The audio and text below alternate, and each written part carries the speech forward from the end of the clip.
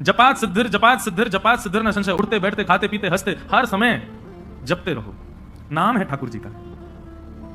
आपका गुरु मंत्र जो है, गुरु श्लोक गुरु मंत्र जो आपको मिला है, या द्वादशाक्षर मंत्र है, जो मंत्र की विधि है, उसके लिए तो आपको आसन चाहिए, स्वच्छता चाहिए, एक जगह बैठना, मन एकाग्र होना, ये सब चाहिए। पर नाम तो आप हर समय जप सकते हो, हर समय हर क्षण। तो वैष्णव की सबसे पहली निष्ठा है नाम निष्ठा।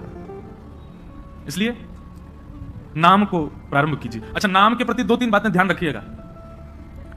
नाम जपना भी एक सेवा है, और जैसे मंदिर की ठाकुर जी की सेवा है ना, उसमें अपराध नहीं होना चाहिए, उसमें लगन होनी चाहिए, उसमें तत्परता होनी चाहिए, उसमें स्वच्छता, शुद्धता और हृदय में प्रसन्नता होनी चाहिए। ठीक वैसे नाम भी एक सेवा है। जब आप कृष्ण बोलें तो आपके चित्त में त्रिभंग लली वरहा पीड़म नटवर बपु कर्णयो कर्णकारम कस्तूरी तिलकम ललाट पटले वक्षस्थले कौस्तुभम नासाग्रे वर मुक्ति कंतर तले वेणु करे कंकणम सर्वांगे हरिचंदनम सुललितम कंठे च मुक्तावली गोपस्त्री परिवेष्टितो विजयते गोपाल चूड़ामणि। कृष्ण कहते ही आपके चित्त में गोपाल जी प्रकट हो जाएं, उनके मधुर रूप का दर्शन होने लग जाए। श्री राधा कहते ही अति सुकुमारी अति सुकोमला हमारी वृषभानु नंदिनी किशोरी जी की झांकी आ जाए। और फिर उस नाम को ही कभी इत्र मान करके, उस नाम को ही पंचामृत मान करके, उस नाम को ही वस्त्र मान करके, उस नाम ही की ही श्रृंगार करो, सेवा करो, माला पधराओ, सुंदर नाम से ही आरती करो, नाम का ही प्रसाद भोग अर्पित करो। इस प्रकार नाम से निष्ठा से सेवा होती है। केवल ये माला फेरना और जप पूर्ण करना, अपनी संख्या पूर्ण करना नाम जप नहीं होता है। चित्त में एक कुंज का निर्माण करो, सुंदर यमुना जी बह रही हैं, सुंदर हरे भरे वृक्ष हैं, पीछे सुंदर सुंदर गिरी कंदरा दिख रही हैं, बीच में एक सेज सजी है, उस सेज पर हमारे श्याम सुंदर विराजे हैं और नाम चल रहा है। नाम वृक्षों में भी दिखे, नाम सेज पर भी दिखे, नाम यमुना जी में भी दिखे, नाम पीछे के सुंदर गिरी कंदरा में भी दिखे, और नाम ठाकुर जी में भी दिखे। पर उसी नाम के जल से ठाकुर जी को अभिषेक कराया, उसी नाम के जल से ठाकुर जी को प्रक्षालन किया, उसी नाम के जल से, उसी नाम से ठाकुर जी को वस्त्र धारण कराया, उसी नाम से इत्र धारण कराया, उसी नाम से प्रसाद, उसी नाम से ही ठाकुर जी को आरती और उसी नाम से बलैया। ऐसी पूरी एक सेवा की विधि है। उस सेवा को मानस रूप में करते हुए नाम जप करना, यह नाम निष्ठा है। ऐसे नाम जप होता है। नाम जप का दूसरा रूप, आज जितना हुआ है कल उससे अधिक होना चाहिए। अगर नाम जितना आज है कल भी उतना ही है, और बल्कि परसों कम और हो गया, तो इससे नामापराध होता है। नाम बढ़ना चाहिए, नाम बढ़ाओ। नाम के प्रति दूसरी भावना, कोई यदि आपसे पूछे कि आप क्या जपते हो, तो पहले परख लीजिए। यदि वो अधिकारी हो तो ही बताइए, नहीं तो उसके सामने प्रकाश करने की आवश्यकता नहीं है। अपने आप को ऐसा बता दो, नाम तो कुछ करते नहीं, महासंसारी हैं हम, तो पापी पामर जीव हैं। अपने आप को मत दिखाइए कि आप नाम जापक हैं। कोई यदि पूछे और लगे कि हाँ ये वैष्णव है, कोई गुरुजन पूछे, हम पूछ लें, हम तो वैसे हम भी संसारी हैं, हम पूछे तो मत बताओ। कोई संत पूछे, कोई महापुरुष पूछे, कोई वैष्णव पूछे, तो उनको उजागर करो। सबके सामने उजागर नहीं। यहाँ लोग बताते फिरते हैं कि हम कितना नाम जप कर रहे हैं, क्यों नहीं, ये नामापराध है। सबके सामने अपने नाम का प्रकाश मत करो। भाई, अगर किसी भाव से आपका प्रेम भर रहा है, उस भाव को गोपनीय रखो ना, उसको प्रकाश करने की आवश्यकता क्या है। तो नाम में इस बात का ध्यान रखें कि अगर कोई व्यक्ति, अयोग्य किसी को मत मानो, लेकिन यदि आपको अनुभव हो जाए कि ये वैष्णव भाव में नहीं है, बस ऐसे चलते फिरते पूछ रहा है, तो उसके सामने अपने आप को मूर्ख ही घोषित करो, ये मत बताओ कितना नाम जपते, नहीं तो नामापराध होता है। तो सबसे पहली वैष्णव की निष्ठा होती है नाम निष्ठा।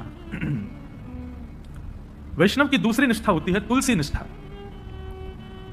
उसके तन पर यदि तुलसी स्पर्श नहीं है तो ठाकुर जी उसके हाथ से सेवा तो बहुत दूर की बात है, जल भी स्वीकार नहीं करेंगे।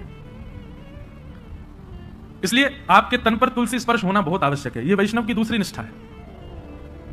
कई लोग पूछते हैं तुलसी धारण करने के लिए, आप लोग धारण कर लीजिए, लेकिन उसके बाद लोग पूछते हैं महाराज जी अगर हम तुलसी धारण कर लें और कहीं कुछ खाना पाना हो तो तुलसी धारण करने के बाद में एक नियम का पालन आपको निश्चित रूप से करना है कि कुछ भी खान पान ऐसा नहीं करना जिससे तुलसी का अपराध बने।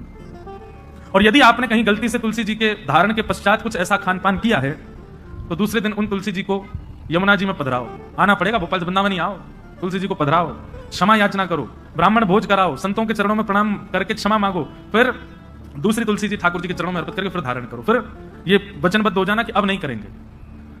एक व्यक्ति मुझसे बोला, बोले महाराज जी जब खाते पीते हो उस समय उतार दें, खान पान करके फिर पहन लें। वाह, ऐसा नहीं करना है। मन में एक भाव आता है कि श्री तुलसी जी आपके कंठ में विराजमान होने के लिए अपने रूप का त्याग कर देती हैं। वो एक पौधे के रूप में होती है, वृक्ष के रूप में होती हैं, ठाकुर जी को सुख देने के लिए नवीन नवीन अपने अंदर पत्रों को प्रादुर्भाव करती हैं, ठाकुर जी की सेवा में जाएंगे। लेकिन आपके कंठ को सुशोभित करने के लिए और आपके तन के कल्याण के लिए वो अपने उस रूप का त्याग कर देती हैं, अपने आप को छिलवा देती हैं, और उसके बाद माला बनकर के आपके गले में विराजमान होती हैं। इतना बड़ा त्याग तुलसी जी हमारे लिए करती हैं, हम उनके लिए ये सामान्य सी वस्तु नहीं छोड़ सकते। इसलिए तुलसी निष्ठा, तुलसी जी को धारण करो। तुलसी जी गले में धारण होने के बाद में जैसे ही आप कुछ भी पाते हैं, पहली बात तो प्रसाद ही पाएंगे। प्रसाद पाते जैसे ही कंठ से नीचे जाएगा, कंठ में तुलसी जी नीचे जाती, उसमें जितने दोष होंगे सब समाप्त हो जाएंगे। तुलसी जी कंठ में धारण हैं, और उस समय आपने जलपान किया तो जलपान जैसे ही तुलसी जी के यहां कंठ से नीचे गया, तुलसी जी का स्पर्श होते ही वो साक्षात श्री यमुना जी का, श्री गंगा जी का जल हो जाएगा, ठाकुर जी का चरणामृत हो जाएगा। अरे कहां तक कहें, आप स्नान करेंगे और जैसे ही जल अपने सिर पर डालेंगे, आपके मुख पर आकर के जल जैसे तुलसी जी का स्पर्श करके सर्वांगीण अंग पर जाएगा, वह भी दिव्य किसी पवित्र नदी का रूप धारण करके, उनके जल का रूप धारण करके आपके तन को पवित्र कर देगा। तुलसी निष्ठा। कई संप्रदायों में तुलसी जी का भाव ऐसा धारण करो, पर स्नान के समय मत करो। उसमें ऐसा भाव है कि तुलसी जी का जल चरणों में आ जाएगा। तो सब संप्रदायों के अलग अलग भाव हैं। कहीं पर ऐसा भाव है कि तुलसी जी का जल तन पर जाना चाहिए तभी पवित्र होंगे। तो अपने अपने गुरुजनों की प्रणाली के अनुसार आप उसका कर सकते हैं भाव। कई मन में भाव रखते हैं कि हम शौचाचार के लिए जाएं तब तुलसी जी को उतार दें। आपके भाव के ऊपर निर्भर करता है, आपका भाव कैसा है, उस अनुसार आप उसका पालन कर सकते हैं। नहीं तो शास्त्र और संतों की आज्ञा तो 24 घंटे आपके कंठ में तुलसी होनी चाहिए। तो दूसरी निष्ठा क्या है? तुलसी निष्ठा। और तीसरी और सबसे विशिष्ट निष्ठा एकादशी निष्ठा। वैष्णव को एकादशी व्रत निश्चित करना चाहिए। एकादशी के दिन अन्न में पाप का निवास होता है और उसके कारण एकादशी के दिन, अब यहां पर भी एक बात आ जाती है, भाव की बात आती है। देखो भाव प्राधान्य जब हो जाती है ना बात, तो फिर वहां पर नियम नहीं चल पाते। बहुत ध्यान से सुनिए सब लोग। अब हमारे राधा वल्लभी और हमारी हरिदासी वृंदावन के वहां पर अधिकतर एकादशी नहीं मानी जाती। क्यों? उनका भाव ऐसा है कि भाई ठाकुर जी का भोग है, कल हमने ठाकुर जी को भोग लगाया, वो अन्न था जिसको हमने भोग लगाया, प्रसाद बन गया। अब आज एकादशी, हम उस प्रसाद में फिर ये करेंगे नहीं आज एकादशी, आज तो हम इसको पा ही नहीं सकते। तो ठाकुर जी का भोग, उसमें एकादशी पर अन्न कैसे हो सकता है? हम प्रसाद को अन्न कैसे मान सकते हैं? इसलिए कहीं ये भाव उत्पन्न ना हो, इसलिए कई हमारे आचार्य चरणों की प्रणाली में भाव से एकादशी का नहीं नियम माना जाता। पर आजकल के मॉडर्न जमाने में करवा चौथ भी नहीं रखती कई माताएं। क्यों? अरे मेरा ब्याह हुआ, मेरा पति इतना फल फूल रहा है, उसके लिए मैं भोजन क्यों त्यागूं? मैं तो खूब रज रज के पाऊंगी। इसलिए माताएं पाती हैं। देखो कितना भी आप पाओ, लेकिन जब करवा चौथ के दिन कोई मां, कोई बहन अपने पति के लिए व्रत करती है, एक दिन के लिए किया गया व्रत, वो शोभनीय लगता है, सुंदर लगता है, उसमें कोई पीड़ा नहीं, सबको अच्छा लगता है। बल्कि माताएं सौभाग्य मानती हैं कि हम व्रत करें। और आजकल तो भाई लोग भी करते हैं पत्नी के लिए। अच्छा है, आप लोग ज्यादा एक्सपीरियंस हो, हमको नहीं पता। लेकिन हमारे लिए तो भैया ये एकादशी जो है ना, हमारे प्रियतम के लिए ये करवा चौथ का व्रत है हमारा। हम अपने श्याम सुंदर रूपी प्रियतम के, अच्छा लोग कहते हैं आयु बढ़ती आदि, जो भी कुछ भी बढ़े ना बढ़े, लेकिन हाँ करवा चौथ का व्रत जब मां करती है तो उसका अपने पति के प्रति प्रेम बढ़ता है। पति को भी लगता है मेरे वजह से बच्चा भूखी प्यासी बैठी सुबह से। भाई सेक्रीफाइस जो होता है ना, ये प्रेम में बहुत आवश्यक है। और अन्न जो है ना, ये हमारे प्राणों को धारण करता है। अगर हम उस अन्न के प्रति एक दिन का सेक्रीफाइस करते हैं, उसमें कौन सी बड़ी बात है? और भाई ऐसे सेक्रीफाइस यदि अगर रोज करो, सब जानते हैं एकादशी कैसी होती है, कुट्टू की पकौड़ी, कुट्टू की कचौड़ी, समा के चावल, मखाने की खीर। अगर व्यक्ति एकादशी वाला फलाहार नित्य करने लग जाए तो 7 दिन में 5 किलो वजन बढ़ जाए उसका। आप बाकी के दिन इतना नहीं पाते जितना एकादशी। और एकादशी के दिन तो कई लोगों को वैसे तो 3 बार पाएंगे, नाश्ता, भोजन, रात्रि भोजन। एकादशी के दिन 6 बार पाते हैं। बोले हमारा व्रत हो रहा है, बार बार कहते हो रहे हैं इस बात को, व्रत है आज हमारा। सब बातों की बात एकादशी करनी चाहिए। और उसके पीछे भाव क्या है? हम अपने प्रियतम के लिए, बस हमारा भक्ति में प्रेम बढ़े, हमारी प्रेम लक्षणा भक्ति बढ़े, हमको वो और प्रिय लगे, उसके लिए हम व्रत कर रहे हैं। अन्न जल का त्याग करके, फलाहारी होकर के व्रत कर रहे हैं। पर हम एक बात आपसे निवेदन करें, एकादशी में कुछ चीजें और मिलाइए। व्रत का मतलब क्या होता है? हमने एक पर्टिकुलर वस्तु का त्याग कर दिया। पर एक बात मेरे मन में कभी कभी आती है कि अन्न का त्याग करना कोई बहुत बड़ी बात नहीं है। आजकल के बच्चे सो करके उठते 12 बजे हैं, और 12 बजे उठते हैं तो फिर भोजन पानी उनका ऐसी अस्त व्यस्त ही रहता है। आजकल के बच्चे एक समय ही भोजन कर लें वही बहुत है। तो भोजन का त्याग करना कोई बहुत बड़ी बात नहीं है। कई लोग बिना भोजन के भी निकल जाते हैं, बिना भोजन के भी रह लेते हैं। ये उस समय बड़ी बात थी जब और साधन नहीं थे, जब हमारे पास में टीवी नहीं था, हमारे पास में फोन नहीं था, इंटरनेट नहीं था, ये सारी आधुनिकताएं नहीं थी। तब मानव का एक ही काम था, काम करो भोजन पाओ, काम करो भोजन पाओ। भोजन ही सब कुछ होता था। उन कालों में उस भोजन को त्यागने के लिए व्रत की विधा बनाई गई। पर आज वास्तव में व्रत उस वस्तु का होना चाहिए जिसके बगैर आप एक क्षण नहीं रह सकते। उस वस्तु का व्रत होना चाहिए। तो कई बातें हैं। एकादशी में 2-3 चीजें जोड़िए। आज की तो निकल गई, अगली एकादशी आवे तो जैसे जो आपका अवगुण है, जैसे कई भाई लोगों को, कई लोगों के अंदर अवगुण आ जाता है, कुछ खान पान का अवगुण हो, स्वभाव व्यवहार का अवगुण हो। सब जानते हैं कि मेरे अंदर अवगुण क्या है, मुझे क्रोध बहुत आता है, मुझे इसके प्रति ईर्ष्या होती है, मुझे ऐसा लोभ होता है, मुझे इसके प्रति मोह है। ये जो जो आपकी दूषितताएं, उनका व्रत कीजिए। सावधानी से सुनो, सब लोग इधर देखो, कथा सुनो। अपनी दूषित वस्तु जिसके बगैर आप एक क्षण नहीं रहते, उसका त्याग कीजिए, तब व्रत माना जाएगा।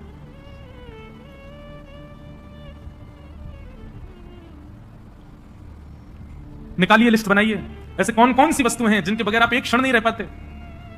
संसारी वस्तु, उसका व्रत कीजिए, एक दिन व्रत कीजिए। अगली एकादशी पर नियम बनाओ। सबसे ज्यादा तो फोन ही है भैया, उसके बिना ही नहीं रह पाते हम। अगली एकादशी प्रयास करके देखो। हम अपने ऊपर इसलिए लागू नहीं कर सकते, हम तो सफर में रहते हैं, इधर उधर आना जाना लगा रहता है, तो कुछ ना कुछ काम रहते हैं, तो इसलिए हम वो तो नहीं करते। फिर एकादशियों पर इंद्रियों की एकादशी करो, जैसे नेत्रों की एकादशी। नेत्रों की एकादशी मतलब आज नेत्रों से केवल और केवल ठाकुर जी और ठाकुर जी के भक्तों का दर्शन करेंगे। ठाकुर जी का दर्शन और ठाकुर जी के भक्तों का दर्शन। तो एकादशी के दिन बस लगे हैं, अब नहीं जा सकते वृंदावन तो फोन पे ही दर्शन करो। राधा वल्लभ जी, राधा रमण जी, श्री वृंदावन बिहारी लाल जी, गोविंद देव जी, गोपीनाथ जी, द्वारिकाधीश जी, बद्रीनाथ जी, सुबह से लगे दर्शन करने में। और वैष्णवों का दर्शन करो, चुन करके निकाल के अपनी बाइक गाड़ी जाओ, संतों के यहां जाओ, वैष्णवों के यहां जाओ, जाकर के उनको प्रणाम करो। एकादशी ऐसे व्यतीत करो। नेत्रों की एकादशी। कानों की एकादशी, क्या आज इन कानों से केवल भगवत चर्चा सुनेंगे। सूर्योदय से लेकर के सूर्यास्त तक और कुछ करना ही नहीं, कीर्तन और भजन, केवल भगवत चर्चा ही श्रवण करनी है। कानों की एकादशी। मुख की एकादशी दो प्रकार से हो सकती है, या तो मौन रहो, या फिर केवल और केवल भगवान नाम ही कहो, और कुछ बोलना ही नहीं है, केवल भगवान नाम। मुख की एकादशी। हाथों की एकादशी कैसे निकालो, सवेरे निकल जाओ 6 बजे महाराज, मंदिर जो है आपके क्षेत्र में सबकी सफाई करना है, सब जगह जाकर के स्वच्छता करना है, सबके ठाकुरों की सेवा करना, हाथों से सेवा। पैरों की एकादशी, प्रदक्षिणा करो, परिक्रमा, गैया की परिक्रमा, माता पिता की परिक्रमा, मंदिरों की परिक्रमा। ऐसे भैया अपने तन से एकादशी करो, केवल अन्न छोड़ने मात्र से काम। ये आगे की विधा है, पहले अन्न से ही शुरू कर लो, पर शुरू करो। ये 3 निष्ठाओं का यदि आपने पालन कर लिया तो दावे से कह रहे हैं अंतिम श्वास से पूर्व ही ठाकुर जी का निश्चित दर्शन होगा, निश्चित ठाकुर जी अनुग्रह करेंगे। और भाई प्रयत्न तो करने पड़ेंगे, बिना प्रयत्न के ठाकुर जी तो नहीं मिल रहे। हम इतने बड़े भक्त तो है नहीं कि ठाकुर जी बेचारे कछु ना करे, आज में ले आओ जाते। कछु तो करो, ऐसे तो कछु जीवन में लाओ जैसे लाल जी आप सो प्रसन्न हो, आवे आपके समीप। और एक बात मैं आपसे कहूं, पाव भाजी खा लो बाहर किसी ढकेल पर, 20 रुपए का मिल जाएगा। वही पाव भाजी 5 स्टार होटल में खाओ 500 रुपए का। क्यों? प्रस्तुतिकरण में भेद है। ऑफरिंग, वो ऑफर करने का नतीजा है कि वहां महंगा है, यहां सस्ता है। ठीक वैसी भक्ति भी है।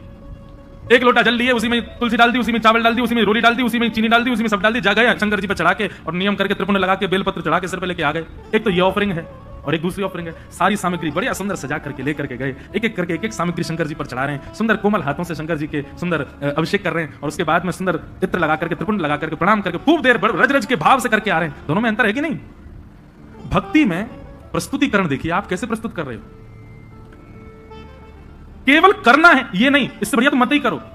केवल एकादशी करनी है, हमको अन्न नहीं खाना, लेकिन पूरे नाक में दम कर दिया घर के में, जे बनाओ भूख लगी केला लाओ, ये बनाओ ये करो। ऐसी क्या फायदा? एकादशी एकादशी जैसी दिखनी चाहिए, उसका प्रस्तुतिकरण ऐसा रखो। ये जो भाव हम आपको बता रहे हैं, हम तो 10% बताएंगे, बाकी आपको विचार करने पड़ेंगे। अब अगली एकादशी होगी, उसमें क्या करना चाहिए जिससे ठाकुर जी प्रसन्न हो। क्योंकि एकादशी के दिन ठाकुर जी दोनों नेत्र खोल करके सब पर दृष्टि डाल करके सबकी क्रियाएं चेक करते हैं। एक प्रकार से ये समझ लीजिए, एकादशी अवसर है, 15 दिन में जो आपने किया उससे निवृत्त होने का अवसर है। इसका मतलब ये नहीं कि 14 दिन सब आपने किए, बोले एकादशी आई रही है सब बढ़िया कर लेंगे उस दिन। अवसर है, अवसर मिला, अब अगले दिन से प्रयास करें कि अब दूषित नहीं करना है। बहुत सारे भाव है, मैं तो बोलते ही चला जाऊंगा। हमारे गुरुदेव एक बात कहते हैं कि भाव थोड़े कह करके और फिर आगे बढ़ो। मैंने कहा क्यों गुरुजी, पूरा प्रस्तुतिकरण नहीं कर? बोले नहीं, कुछ गृह कार्य रहने दो ना, उनको भी सोचने दो, श्रोताओं को भी। तो अब आगे की चीज आप विचार करो। ये 3 निष्ठाएं हैं, इन तीनों निष्ठाओं में एक चीज का ध्यान रखना है, प्रस्तुतिकरण। नाम जब कितना कर रहे हैं ये जरूरी नहीं है, पर जितना कर रहे हैं कैसे कर रहे हैं ये आवश्यक है। तुलसी निष्ठा केवल गले में पहन करके डोल रहे हैं ये नहीं, तुलसी जी को धारण करके आप कितना मान सम्मान का ध्यान रख रहे हैं, कितने आचार विचार की शुद्धता कर रहे हैं ये आवश्यक है। एकादशी कर रहे हैं, पर एकादशी के दिन आपका व्यवहार, आपका स्वभाव, आपकी क्रियाएं कैसी हैं उसका ध्यान रखें। तो आज एकादशी है और आज हमारे वृंदावन के मुकुटमणि ठाकुर जी श्री राधा वल्लभ लाल जी को जिन्होंने प्रकट किया, ऐसे श्री हेतरवंश महाप्रभु, उनका प्रादुर्भाव हुआ, उनका प्राकट्य आज के दिन हुआ। बंधुओं, श्री महाप्रभु जी जो हैं ये वंशी के अवतार हैं, ठाकुर जी की वंशी। वृंदावन में 3 हरित्रयी हैं, 3 हरि हुए। कौन कौन? पहले हरिवंश महाप्रभु, दूसरे स्वामी श्री हरिदास जी और तीसरे हरिराम व्यास जी। ये हरित्रयी बोली जाती। और इन हरित्रयों के रूप क्या हैं? ललिता, विशाखा और वंशी। इन तीनों का अवतार ये तीनों हैं। आप सबको पता है और नहीं पता है तो सुन लीजिए। अभी मेरी नासिक में कथा थी तो इतना मुझे सुख मिला, प्रथम दिन और अंतिम दिन 2 दिन में त्र्यंबकेश्वर दर्शन करने गया, क्योंकि मेरा नियम था कि 1 महीने तक मैं उस परिसर से बाहर नहीं जा सकता जहां कथा थी। तो वहां से महादेव का स्थान लगभग 30 किलोमीटर था। प्रथम दिन गया अनुष्ठान से पूर्व, तो जैसे ही मैं पहुंचा कितना सुख मिला। देखो वहां के सारे पुजारी जो अपने त्र्यंबकेश्वर भगवान के सेवाधिकारी, मैं जैसे ही पहुंचा तो मुझको लेकर के गए, बोले आप चलो गर्भगृह में अंदर प्रणाम करने। मैंने कहा नहीं भैया देखो, मैं खुद वीवीआईपीओं के कथाओं में जाकर के जो है उनकी बुराई निंदा कर देता हूं, खुद बन के जाऊं तो बड़ा विचित्र लगता है। नहीं नहीं आपको चलना पड़ेगा। मैंने कहा देखो खुद प्रयास करके जाना उसमें हो सकता है कि गड़बड़ी हो, लेकिन कोई खींच के ले जा रहा हो तो फिर मना नहीं है। आप स्वयं प्रयास करके मत जाओ, लेकिन आपको पुजारी जी स्वयं ही खींच ले जाए तो फिर दिक्कत नहीं है। कई लोग सोच रहे होंगे बोले ठीक है तो फिर हम पुजारी जीओं से ही अपने संबंध बना लेंगे, बढ़िया, उनसे कह देंगे देखो हम प्रयास नहीं करेंगे, तुम खींच लेना हमको। तो ले गए अंदर जाकर के महादेव के सामने कुछ स्तुति आदि की, उसके बाद पुष्प अर्पित किया और मेरा रोम रोम पुलकित हो गया। जैसे ही मैंने प्रणाम किया सारे पुजारी एक स्वर में बोले बोलो श्री राधा वल्लभ लाल की। ये सुनते ही मेरा रोम रोम पुलकित। मैंने कहा आप लोगों ने, बोले नहीं आपने कहा है ना कथा में कि श्री राधा वल्लभ जी जो हैं ये महादेव के ठाकुर जी, ये हमारे श्री महाकाल भगवान के निज ठाकुर जी हैं। जैसे हमारे निज के गोपाल जी, मेरे निज के श्री गिरधर लाल जी, ऐसे ही श्वेतद्वीप में उमा पार्वती और महादेव दोनों मिलकर के अपने निज ठाकुर जी की सेवा करते हैं। वही है श्री राधा वल्लभ लाल जी जो वृंदावन में विराज रहे हैं। ये महादेव के ठाकुर जी। आत्मदेव नाम के ब्राह्मण ने तपस्या करके महादेव को प्रसन्न किया। महादेव ने प्रसन्न होकर के कहा वरदान मांगो, क्या चाहिए ब्राह्मण देवता। तो आत्मदेव ब्राह्मण जो थे वो थोड़े से उनके अंदर यह था कि मैं ऐसा कोई रत्न मांग लूं जिससे मेरे जीवन में कोई अभाव ना रहे, मुझे धन की प्राप्ति होने लग जाए उससे। और आत्मदेव ब्राह्मण ने महादेव से कहा, बोले आपके पास जो सबसे बहुमूल्य रत्न हो वो मुझे दे दीजिए। महादेव ने जैसे ही सुना नेत्र सजल हो गए, बोले तुम सब दुनिया मांग लो हमसे, लेकिन ऐसा मत कहो कि अपना बहुमूल्य रत्न दे दो, क्योंकि महादेव के बहुमूल्य रत्न तो श्री राधा वल्लभ जी हैं। महादेव ने जैसे मना किया, बोले रत्न मत मांगो, बाकी चाहे दुनिया की कोई वस्तु मांग लो। तो आत्मदेव ब्राह्मण को लगा रत्न बड़ा महंगा है तभी देने से मना कर रहे हैं। चरणों में गिर गया, बोले चाहिए तो वही रत्न चाहिए जिसके लिए आप मना कर रहे हो, नहीं तो कुछ नहीं चाहिए। तब महादेव भाव नेत्रों से अश्रुपात हो रहे हैं, श्वेतद्वीप गए और जाकर के अपने त्रिभंग लली श्री राधा वल्लभ लाल जी को कंठ से लगाया और एक वस्त्र में ठाकुर जी को पधरा करके आए और आकर के उस आत्मदेव ब्राह्मण को प्रदान कर दिया। महादेव अंतर ध्यान हो गए। उसने तो उत्सुकता से जैसे ही वस्त्र हटा के देखा तो श्री राधा वल्लभ लाल जी खड़े थे। बट दुखी हो गया बेचारा, बोले मैंने तो रत्न मांगा था जी, ऊपर से सेवा और दे गए मुझको, तो वैसे ही खर्चा पूरा नहीं हो रहा घर का, अब इनको भी पधराना पड़ेगा सब कुछ। उनकी सेवा होने लगी। महादेव को बड़ी चिंता, मेरे ठाकुर जी की सेवा में सुख होना चाहिए। तब भगवान की वंशी महादेव ने उनको आज्ञा की, बोले आप सदा उनके अधर पर विराजमान रहती हो, और वंशी के मन में भी ये भाव रहता है कि ठाकुर जी मेरे कोमल चित्रों को दबा करके मानो मेरी सेवा करते हैं, ठाकुर जी मेरी सेवा करते हैं। इससे वंशी को कई बार मन में ऐसा भाव आता है कि नहीं नहीं नाथ, मैं आपकी सेवा करूं, आप क्यों मेरी सेवा करते हैं। तो वंशी बड़ी कभी कभी व्याकुल रहती है कि मैं ठाकुर जी की सेवा करना चाहती हूं, पर ठाकुर जी देखो होठों की तकिया पे सुला करके अपनी कोमल उंगलियों से मेरे चरण दबाते हैं। मुझे कभी कभी बड़ा श्रम होता है इस भाव से। तो वंशी जी की इस चिंता को आज महादेव ने पूर्ण किया। बोले कि आप चिंता मत करो, आप चाहती है ना कि आप ठाकुर जी की सेवा करें, जाइए आप ही आचार्य चरण श्री हितहरिवंश महाप्रभु के रूप में पृथ्वी पर अवतरित होइए और जाकर के आत्मदेव ब्राह्मण के यहां से ठाकुर जी को ले जाकर के वृंदावन में विराजमान कर। तब भगवान की वंशी ही श्री हितहरिवंश महाप्रभु के रूप में पधारे और आकर के उन्होंने ठाकुर जी की सेवा। महाप्रभु जी का चरित्र बहुत सुंदर है, संपूर्ण तो नहीं पर कुछ कुछ भाव में आज भक्तमाल जी में पढ़ रहा था। अच्छा, हमारी जीवन की सबसे पहली भक्तमाल कथा है इसी वर्ष 19 से 26 अगस्त। हम भागवत कथा करते हैं और अभी साल में एक राम कथा का भी नियम हो गया है, एक एक ज्योतिर्लिंग में। पिछली बार सोमनाथ में थी, इस बार रामेश्वरम में है 24 दिसंबर से राम कथा। लेकिन हमारे वृंदावन के संत जनों की आज्ञा हुई कि लाला एक बार अब भक्तमाल जी में भी प्रवेश करो। मैंने महाराज जी मैं भक्तमाल जी तो कहता ही हूं कथा में, बोले नहीं स्वच्छंद भक्तमाल जी की कथा करो। तो जन्माष्टमी के अवसर पर 19 अगस्त से 26 अगस्त तक जयपुर में, क्योंकि भक्तमाल जी वहीं लिखी गई हैं, जयपुर में ही गलता जी हैं जहां पर भक्तमाल जी की रचना श्री नाभा गोस्वामी जी ने की, तो वहीं पर प्रथम भक्तमाल का। तो आज मैं भक्तमाल जी पढ़ रहा था, इतना सुंदर बात, बहुत ध्यान से सुनिएगा। नाभा जी के गुरु जी की आज्ञा हुई कि हे नाभा जी आप एक काम कीजिए। बोले क्या? आपकी भक्ति इतनी तीक्ष्ण है, आपकी भक्ति इतनी प्रबल हो चुकी है, अब आप एक काम करो, बड़े बड़े रसिक जनों ने तो ठाकुर जी का यश गाया, पर आप ठाकुर जी के भक्तों का यश गाओ। तो नाभा जी ने भक्तमाल जी का मन बनाया कि अब मैं भक्तों की माला बनाऊंगा, भक्तों के। एक बात सदैव याद रखना, ठाकुर जी का यश गाना ज्यादा कठिन नहीं है, ठाकुर जी के भक्तों का यश गाना बहुत कठिन है। ठाकुर जी के भक्तों का यश कहना बड़ा कठिन काम है, उसको समझना। ठाकुर जी की कृपा आप समझ जाओगे, पर भक्तों की लीला आप नहीं समझ पाओगे। तो श्री नाभा जी ने मन में विचार किया कि यश गाऊं ठाकुर जी के भक्तों का, तो श्रोता किसको बनाऊं। तो श्री नाभा गोस्वामी जी ने मन में विचार किया कि भगवान का यश भक्त सुनते हैं, तो भक्तों का यश ठाकुर जी सुनेंगे। और 24 अवतारों का सबसे पहला स्मरण किया नाभाजी ने। 24 अवतार बैठाए अपने सामने, ठाकुर जी के 24 अवतारों का आवाहन करके और उनको ही श्रोता बना करके नाभाजी ने भक्तमाल जी कहनी प्रारंभ की। उसमें सारे भक्तों के चरित्र आए, सुग्रीव जी से लेकर के हनुमान जी महाराज तक और महाराज गरुड़ जी से लेकर के और श्री रामानुजाचार्य जी तक सारे भक्त चिंतन करते जाते, जो जो भक्त अपने। अच्छा, एक और बात है, भक्तमाल में किन किन भक्तों के चरित्र हैं? तो श्री नाभाजी कहते हैं ठाकुर जी तो सबको प्रिय हैं, पर भक्तमाल में उन भक्तों के चरित्र हैं जो ठाकुर जी को प्रिय हैं। क्योंकि भाई 24 अवतार सामने बैठे हैं तो 24 अवतार उन्हीं को सुनना चाहेंगे जो उनके प्रिय हों। उन भक्तों के चरित्र आए, लेकिन सारे भक्त आ गए भक्तमाल जी में, हमारे वृंदावन के रसिक जन नहीं आए। क्योंकि नाभाजी तो स्मरण करते थे ना, जो भक्त का चिंतन आता उसी का छप्पे छंद लिख देते, सबका यश गाया, लेकिन वृंदावन के रसिक संत जन चित्त में नहीं आए। तो श्री नाभाजी चिंतित हो गए, बोले कि भैया सारे भक्तों का चिंतन चित्त में हो रहा है, लेकिन ब्रजमंडल के वृंदावन के वैष्णव भक्तों का, संतों का चिंतन मुझको क्यों नहीं हो रहा? तब उन्होंने अपने गुरुदेव से जाकर के अपना ये भाव प्रकट किया, बोले सारे भक्त मेरे चित्त में आ रहे हैं, पर वृंदावन के भक्तों का स्मरण नहीं हो रहा मुझको। कितनी सुंदर बात। उनके गुरुदेव ने आज्ञा करते हुए कहे, बोले भैया ये जितने भी भक्तों का चरित्र तुम गा रहे हो, ये कोई ना कोई भक्त इन 24 अवतारों को जिनको तुमने सामने बैठाया है, इन 24 अवतारों को कोई ना कोई भजता है। कोई हयग्रीव भगवान को बचता है, कोई नृसिंह भगवान को बचता है, कोई बराह भगवान को बचता है, कोई कृष्ण को बचता है, कोई राम जी को बचता है, पर वृंदावन के तो सब श्री किशोरी जी को बचते हैं। और जब तक किशोरी जी नहीं आएंगी तब तक ब्रज के रसिक नहीं आ सकते। जय हो। ये भाव जैसे पढ़ाना नेत्र सजल हो गए कि जब तक किशोरी जी का स्मरण नहीं करोगे नाभाजी, तब तक ब्रजमंडल के संत तुम्हारे चित्त में नहीं आ सकते, रसिक जन नहीं आ पाएंगे। तब श्री वृंदावनेश्वरी किशोरी जी हमारी श्री राधा रानी का स्मरण किया। एक भाव श्री किशोरी जी के लिए व्यासपीठ से प्रकट किया, हाँ उसी को कह करके चले आगे। वृंदावन में जाओ तो भैया किशोरी जी से इच्छा, मैं एक बात कहा करता हूं कथाओं में कि आपका मन वृंदावन जाने का हो रहा है तो समझो ठाकुर जी आपको याद कर रहे हैं। आप भोपाल स्टेशन से ट्रेन में बैठ गए तो समझ जाना ठाकुर जी आपको याद कर रहे हैं। शताब्दी में जाओ, चाहे कौन सी भी ट्रेन में जाओ, यहां से निकल करके महाराज झांसी पहुंच गए तो समझ जाना ठाकुर जी याद, जितना जितना वृंदावन के समीप पहुंचो समझना ठाकुर जी उतना ज्यादा याद कर रहे हैं। झांसी से ग्वालियर पहुंच जाओ, मुरैना और सब पार करते हुए आगरा पहुंच जाओ, समझ जाना ठाकुर जी याद कर रहे हैं।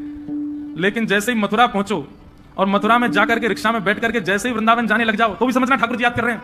लेकिन वृंदावन की सीमा में प्रवेश करते ही अपने मन को सांत्वना देते कहना ठाकुर जी नहीं, श्री जी याद कर रही थी। क्योंकि भैया हमारे ठाकुर जी याद करेंगे ना तो हो सकता है ग्वालियर में इंजन खराब हो जाए, ठाकुर जी याद करेंगे तो हो सकता है मथुरा से दूसरी ट्रेन से वापस भोपाल आना पड़ जाए, ठाकुर जी याद करेंगे तो हो सकता है रिक्शा रास्ता में पंचर रह जाए, पर निर्विघ्न रूप से वृंदावन पहुंच गए तो यही समझियो श्री जी ने याद किया तभी हम पहुंच पाए हैं, नहीं तो ये श्री जी की कृपा के बगैर संभव नहीं। तो एक भाव मैंने हमारे लाल जी ने प्रकट करवाया कि वृंदावन में क्या क्या भावना होनी चाहिए चित्त में। सब लोग मेरे साथ गाओ, श्री जी को स्मरण करो तभी आचार्य चरण आएंगे। आज तीसरा दिन है कथा का, अब श्री जी आएंगी तो ब्रज के भाव अपने आप आएंगे। राधिका रानी जी वृषभानु दुलारी जी, राधिका रानी जी वृषभानु दुलारी जी, राधिका रानी। जो एक बात सुन लो, जो ताली बजा के नहीं गाएगा उसको अपने बगल वाले की सौगंध है, और जो ताली बजा के नहीं गाएगा उसको ये लगे बगल वाला मेरा शत्रु, मैं तो बिल्कुल नहीं बजाऊं, अगले जन्म में तुम्हारा ब्याह नहीं होगा। देखो खूब प्रेम से भाव से हमारी श्री जी को याद करो तो भैया निमग्न हो जाओ, भले ही नेत्र मत खोलो, नेत्र बंद करके वृंदावन का स्मरण करते हुए गाओ। ओ राधिका रानी जी वृषभानु दुलारी जी, राधिका रानी जी वृषभानु दुलारी जी, ओ सुन लो अरज हमारी हमारी रहूं ब्रज रज